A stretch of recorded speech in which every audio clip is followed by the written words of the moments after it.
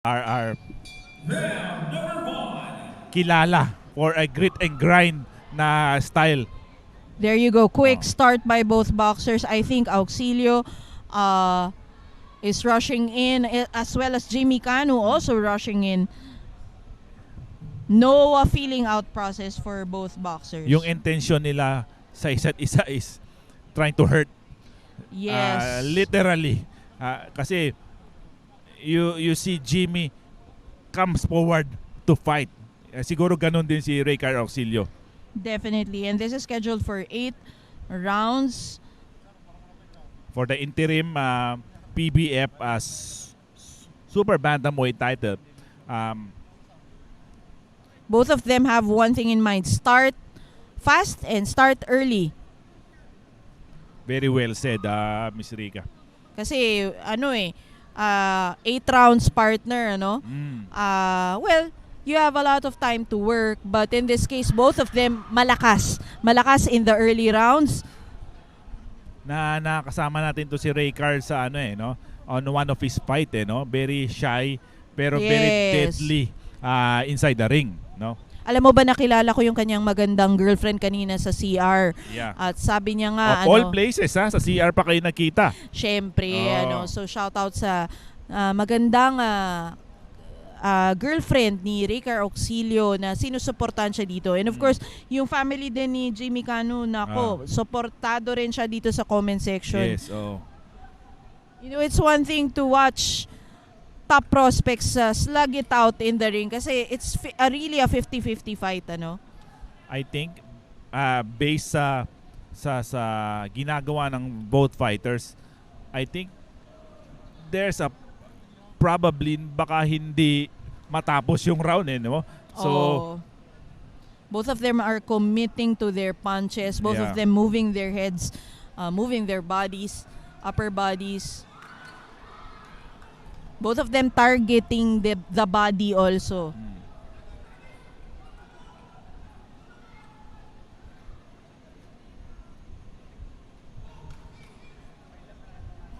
A very, very well matched fight. Kudos to the matchmaker of this card, Mr. Art Moniz, for giving us this kind of a fights. Certainly, partner. Sir Art Moniz, the maker of exciting fights. I like how both of them switch to different angles. So, nakita mo si Jimmy Cannu, yung uppercut niya at an angle. Ito ring si Auxilio, trying to time his right hand, not getting overly confident. Oh, there you go. No mistake about Auxilio has a lot of power on partner. Both of his hands. Sabi ko nga, pag big yellow fight, boxer, it's bound to be an exciting fight.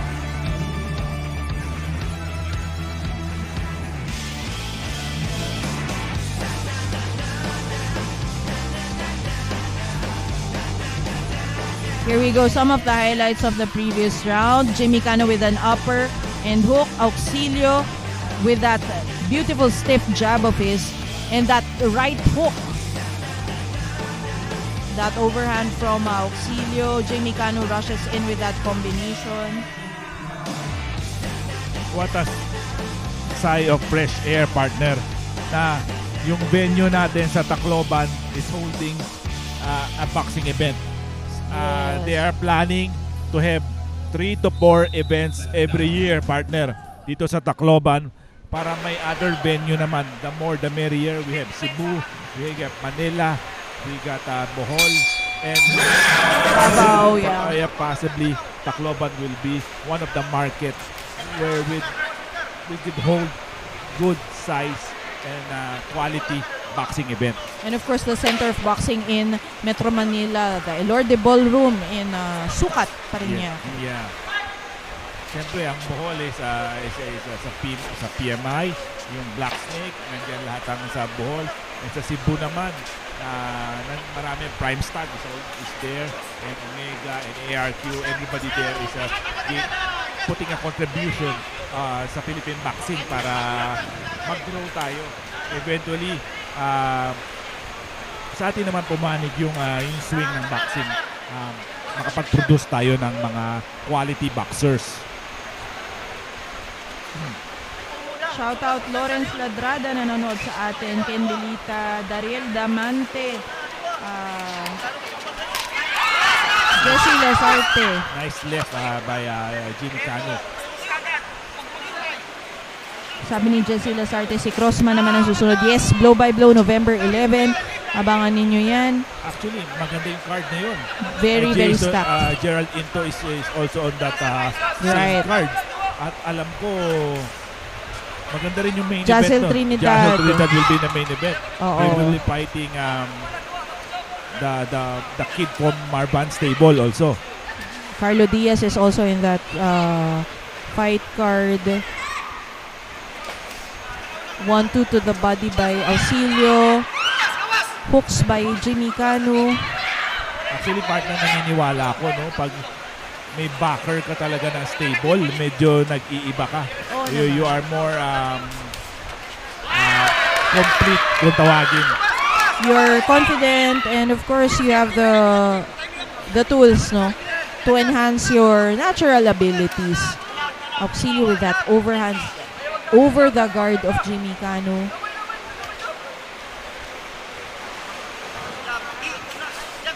Like I always say, the jab is quite an important punch on the round, and the right jab of Cannu is constantly pummeling Reycar Auxilio on round number 2. And Auxilio always lands that straight to the body naman, ano, that is his signature shot for this round. I like naman din how Auxilio stays low. So nakita mo, no, he has that deep crouch. At the same time, ito si Jimmy Cannu, medyo straight, ano. So magkaiba sila ng mga angles kung saan nila pinapapasok yung suntok. Big right by Cannu. The jab is well established by Cannu. Shoutout Dariel Diamante. End of. Oo, sana sa susunod sa Kalbayog naman, Sana, hopefully.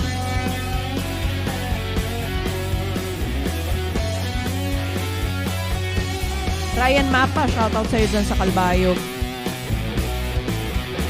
Some of the shots here, partner, from round number 2.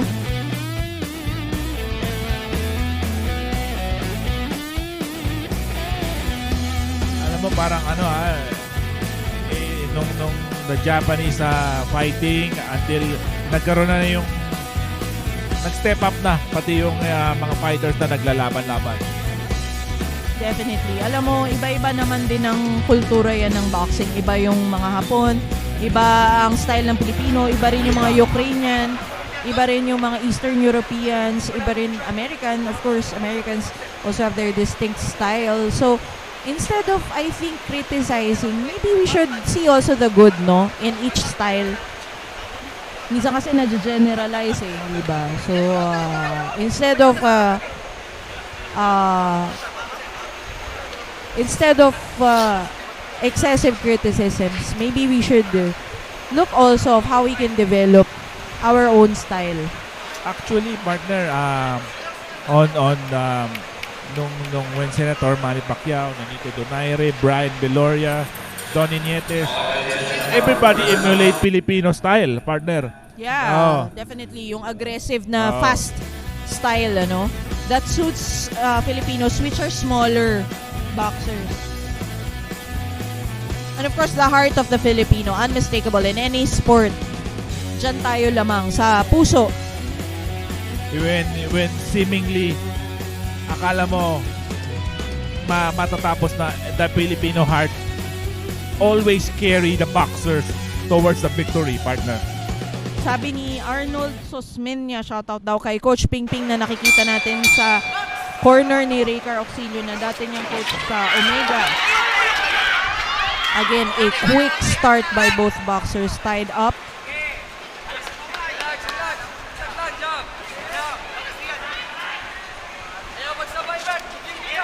Both of them are doing that, yung Mike Tyson na head weaving na mabilis. Nice body by Auxilio. Followed by the left overhand. I think Auxilio is the more busier fighter in the start of round number 3. Right. Actually, Reycar is constantly a busy boxer. Laging sumusuntok, laging... Yes, weaving and bobbing. Ito naman si Jimmy Cannu is timing. No? He tries to time his punches. He tries to pick his punches. Although less, but he tries to be more accurate. Kasi I always say there's two sets of judges. Yung iba is trying for a variety of punches. Numerous. Meron naman yung clean shots lang. Right. And as you can see, Jimmy Cannu is also defensively responsible. Tries to time, kagaya no, he tried to time that upper and capitalize to that. Ito naman si Auxilio, very aggressive. Ano yan, signature yan ng big yellow boxer. Talagang come forward, pressure fighter. Tries to overwhelm you with punches. Yun. Nakita mo yan, time that. Jimmy Cannu timed that uppercut. So Jimmy is more of right now playing the counter-punching game with Auxilio. Hinihintay niya na yung Auxilio to commit mistakes. Then yung tama ka yung counter niya. Yun ang 54 seconds of round number 3 of a scheduled 8 round interim PBF Super Bantamweight title fight between Reycar Auxilio of Big Yellow Boxing Promotion against Jimmy Cannu of the Boy Boxing Gym here in Tacloban City. Good body shot, set up for a body shot by Auxilio. Auxilio putting in the forward pressure against Jimmy Cannu and the offense this time. There's no waiting game for Auxilio. He will try to dig you and try to swarm you with a lot of punches, partner. Minsan nakakainis yung ganong partner no? For sure. And with that kind of style, you have to have a lot of gas in your gas tank. Yes.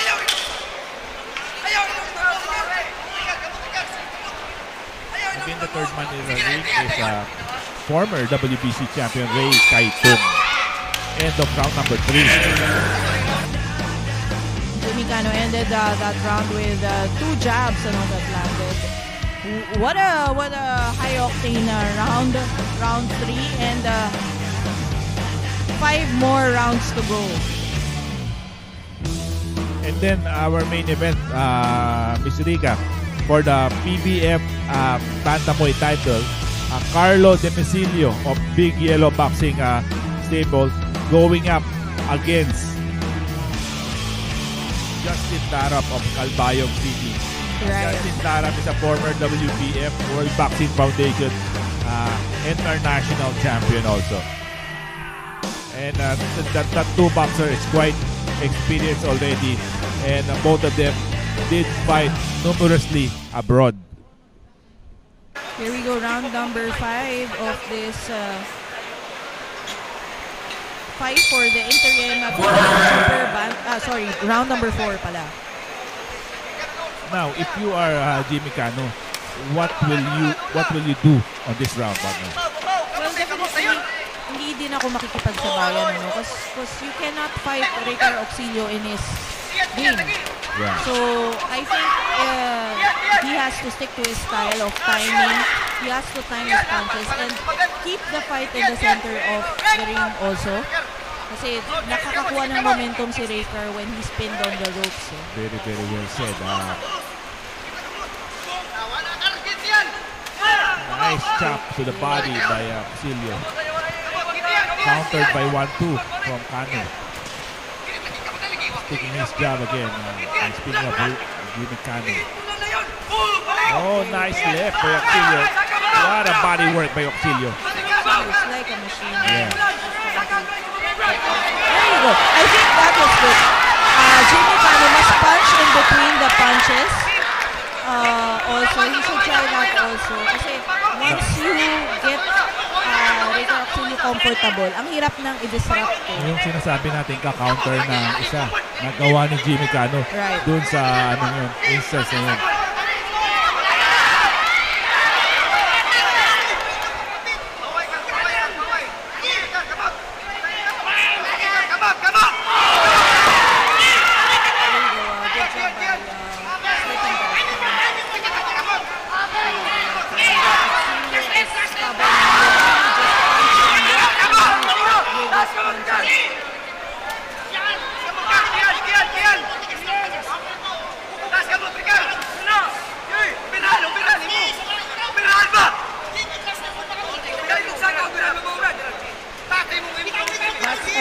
That's another thing that Jimmy Cannu has to do with that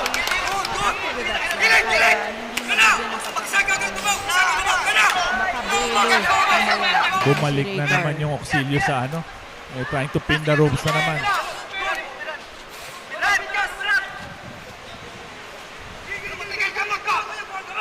So just a preview of their style. What the Reycar is doing is trying to punch, and then cover. But that left a taste of your own medicine. Auxilio did have that counter left on the face of Cannu. And then Cannu, on the other hand, is a counter puncher. He's trying to bait you in so that he can land a clean power shot. Seemingly, Miss Reycar, it's like a trap for Jimmy Cannu. If you happen to go to the trap, you may be in danger. Exactly. So this is turning out to be a good fight, a great matchup between the pressure fighter Reycar Auxilio and the counter puncher Jimmy Cannu. What an exciting round number 4 for both fighters. Certainly, both boxers are in tip-top shape to be able to unleash those shots. Good shot up top by Jimmy Cannu. Auxilio coming in like a bull, just moving forward, pummeling the body of Jimmy Cannu.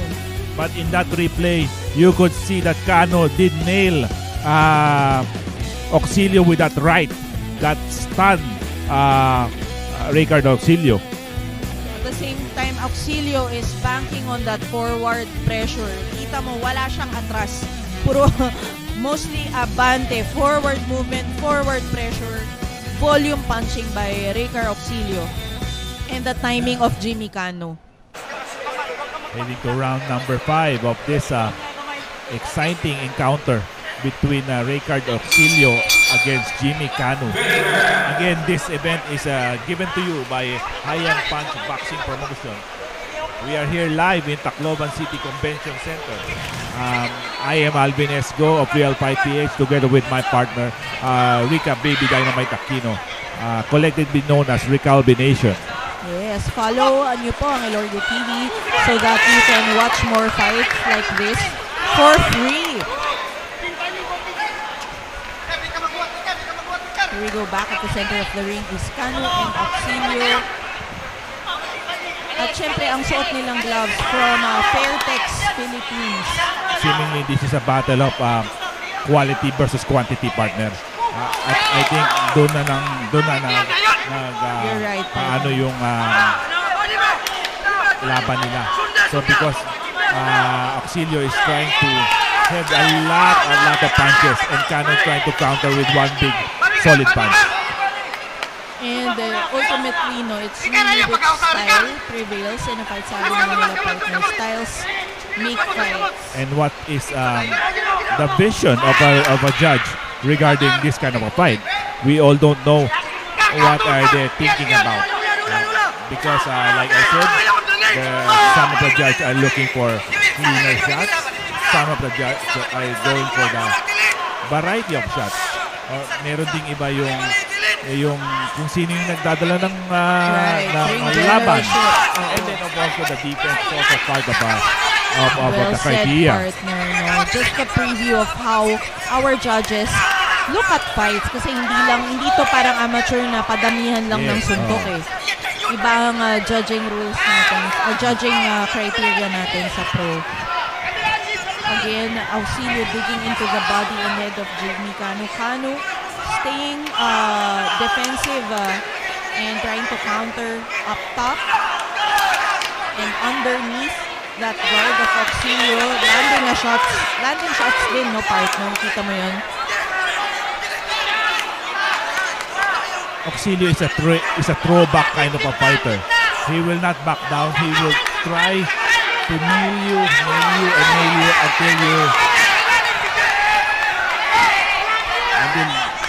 until he gets rid of you. Exactly. That's kind of a boxer is a Reycar Auxilio. You must finish Auxilio or else you're in deep trouble. Shout out Gino Rodrigo, the silent beast from Taytay, watching with his wife and his son. Shout out sa'yo dyan, champ. Naku, dako daw ang pusta nila kay Reycar, sabi ni Jemuel Azucenas. Isa ito sa mga pinaka-inaabangang laban, and for a reason, partner. Sabi mo nga kanina, there's just so much variety happening here. Auxilio. Cannu stepped on that gas tank at the end of that round, partner. Last 10 seconds, I think tama ka, he stepped on the gas, and I think Auxilio was the busier guy on that round, but we don't know that late flurry by Cannu how will affect judging. Here we go, some of the moments from that round. Auxilio digging into the body, Cannu covering up, trying to counter with an upper and a hook. Pag big yellow fighter talaga, partner, no? Tailor-made for guts and glory, no? So certainly. And you can always hear the voice of Coach Ping Tupora, very passionate coach, trying to really bring that, kumbaga, hindi pwedeng,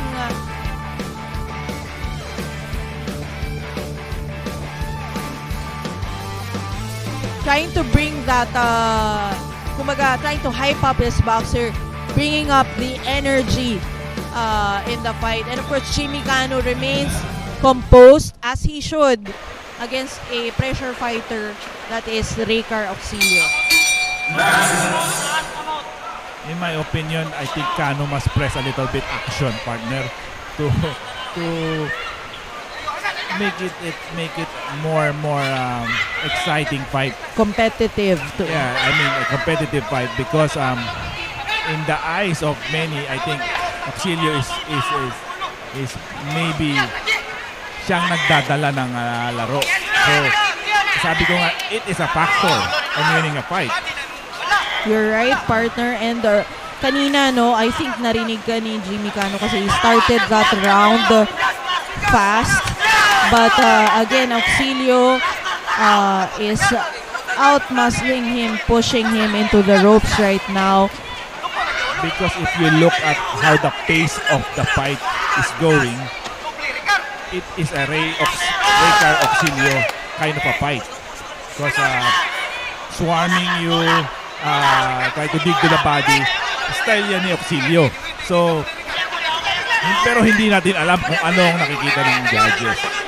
Partner, this is a good comment from the legendary Coach Nonito Donaire Sr. Sabi niya, need natin ang support ng local nating mga kababayan para naman makapagpatuloy tayo ng makapag-scout ng future world champions. So, great words from a great man. I mean, we should all be behind our local talents. Ano? So, before bashing and criticizing, una dapat yung suporta. The mere fact na nanonood sa atin si Coach Nonito Donaire Sr. ay malaking bagay yan sa amin na nagsisimula at gustong matuto sa larangan ng pagboboxing. Because saan ka ba matututo? Sa mga legendary fighter natin. That was a huge shot by Jimmy Cannu, but Reycar Auxilio took it standing up and is still moving with that forward pressure. Kahit walang suntok si Auxilio is still moving forward, trying to put that forward pressure on you like a bull, like a tank. Malilinis lang talaga yung suntok ni Jimmy Cannu, partner. Medyo clean punches talaga yung kay Jimmy Cannu. Sabi mo nga, quality versus quantity. Oh, that good overhand by Auxilio and body shot. Ripping right uppercut to the body Seemingly ngayon pag walang-wala ka na, yan talaga yung overhand talaga minsan ang Tama. tumutulong sa iyo eh. Because it's a high reward kind of punch, ano? And Tamas, echoing what Sir Nonito Donaire said, let us support our Filipino boxers. Napakahirap maging boxer, partner. Napakahirap. It doesn't end when you step out of the ring. Actually, you are a boxer 24 hours a day.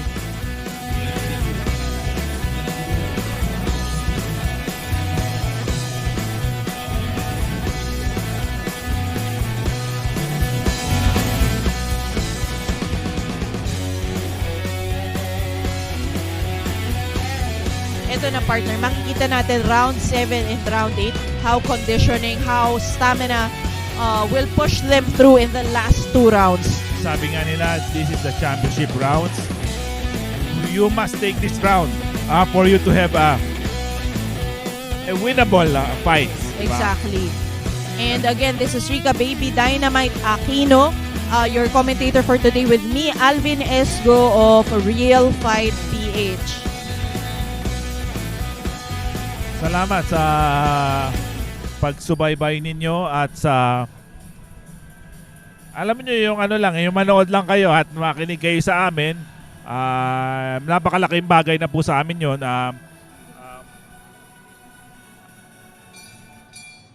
So round number 7. Here we go, round number 7. Jimmy Cannu is wearing the black and red trunks. Itong si Reycar Auxilio in the black and yellow trunks. Same story. Auxilio moving forward with that overwhelming pressure. Jimmy Cannu trying to stay poised and try to time a good counter. This fight is also a great prelude for the main event. You're right.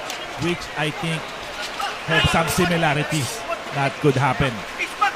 Because Carlo Di Simisilio is a big yellow kind of a style boxer and Darap is a counter puncher also. Exactly, with power, ano? Oh, overhand for an overhand. Nakita mo yung palakpak ni Coach Pingping doon. Ibig sabihin ng palakpak, may ano yan eh, parang different ang bawat coach, may iba-iba eh, di ba? Parang Morse code yan ng mga boxer eh. May ibig sabihin yung palakpak na yan. Only people inside of the boxing knew that the clap of the hands of a trainer. And you know what, speaking for all of boxing coaches and boxers, hindi naman ibig sabihin na kung ano yung sinisigaw ng trainer, it defines him as a coach. You know, being a coach starts in the boxing gym. Yes. So kung anong sinisigaw niya as a trainer, it's something that they both understand. Actually, pagdating sa fight, it's more on the fighter na. Right, exactly. And of course, may game plan yan. Pero huwag natin i-criticize yung coach sa kung anong sinasabi niya sa ring kasi you don't know how much work they did in the gym. Hard work starts from the gym, partner. And the lesser one is in the ring. Right. Kasi it's so easy to judge, diba? Kung ano yung panood natin na clip or vlog or kung ano mga nakikita natin sa social media. But the work is really done behind the limelight. What a one-two combination by Cannu. Auxilio with that shoulder pressure. Tingnan mo yung shoulders ni Auxilio. Is really gonna try to tire you out. In Tagalog term, gulang. Sobrang gulang. Talagang iniipit din yung mga kamay, which is legal. Of course, yeah. I mean, in boxing, you don't just use your hands, you use your feet, you use your shoulders, and of course, you use your brain. Kasi it's really a lot of mental work. This is counter by Cannu, partner. This is turning out to be a battle of attrition, partner. Matirahang matibay, kumbaga. One thing that I see on Jimmy Cannu is the surge of urgency. Alam natin this is a championship round to. Pero medyo yung activity rate niya dito sa round number 7 mas tumaas. Right.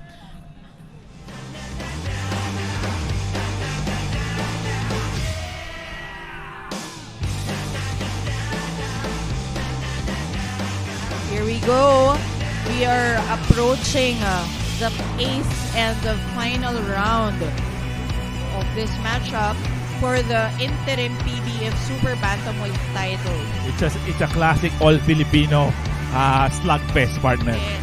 Naku, ito yung ating isa pang inaabangan parati na viewer, si Sir Eds Bao na nakahabol pa. Maraming salamat sa panonood nyo, sir. And both boxer, I think, has a lot of gas. The gas tank is still very full for these two fighters. Round number 8, the final round. Here you go. This is going to be crucial, ano? Kasi wala tayong nakitang, there's no knockdown in this fight. Yes. The pendulum is swinging from both sides in all of those rounds. So let's see. I expect these two fighters to come full circle and then throw everything, caution on the win. There you go. And you are right, partner. It seems like that's what they're doing kasi they are neutralizing each punch. Itong si Auxilio comes forward. Cannu comes forward also. I think Cannu seemingly abandoned temporarily the counter-punching.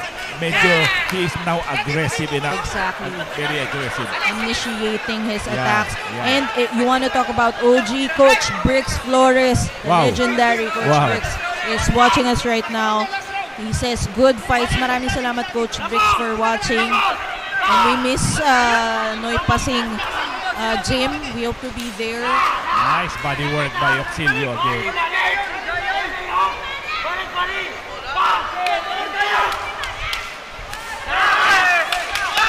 Oh, what a perfect time counter, partner by Cannu. Perfectly timed left counter. Auxilio is now, ito namang si Cannu yung nagpo-push kay Auxilio, no? If you're trying to push me, I'm gonna push you back.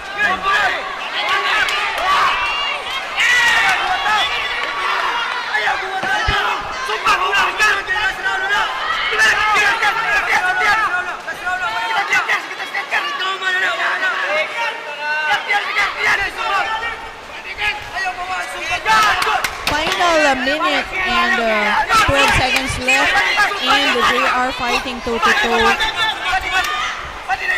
Both of them punching, digging into the body, punching up over the guard, just wearing out each other in the final minute of this round. Could be the decider. This last 1 minute of this fight.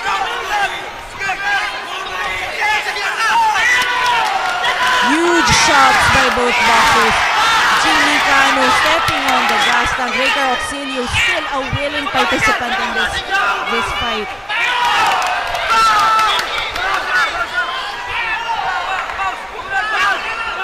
Oh, the body punishment by Ray Auxilio. Reycar Auxilio still punishing the body of Jimmy Cannu. Punching up top. Jimmy Cannu trying to time an uppercut. Nakita mo nung kinakasan niya yung right hand niya. 10 seconds of the fight. Final 10 seconds. Cannu pivots out. Oh, nice that's left. it. That left upper.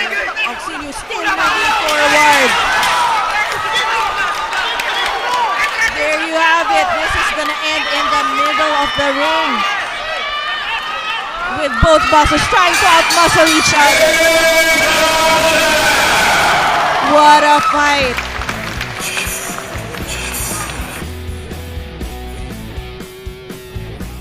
Ay, hindi po kami inaantok. Nakakape kami, Sir James Manzanero. We're trying to enjoy the fight. Let you enjoy the fight with less talk and more action.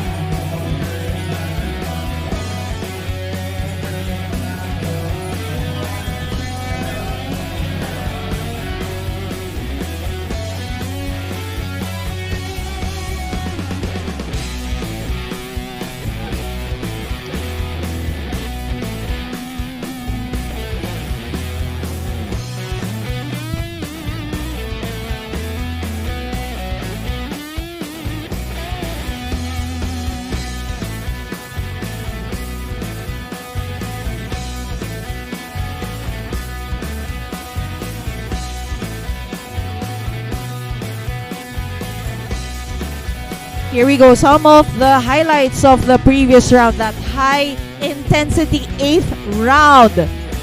There you go. You can see a variety of punches. Short punches, hooks, uppercuts.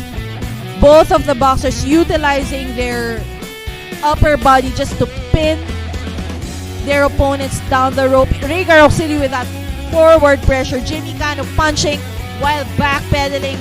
High skills shown, high boxing skills shown by both boxers.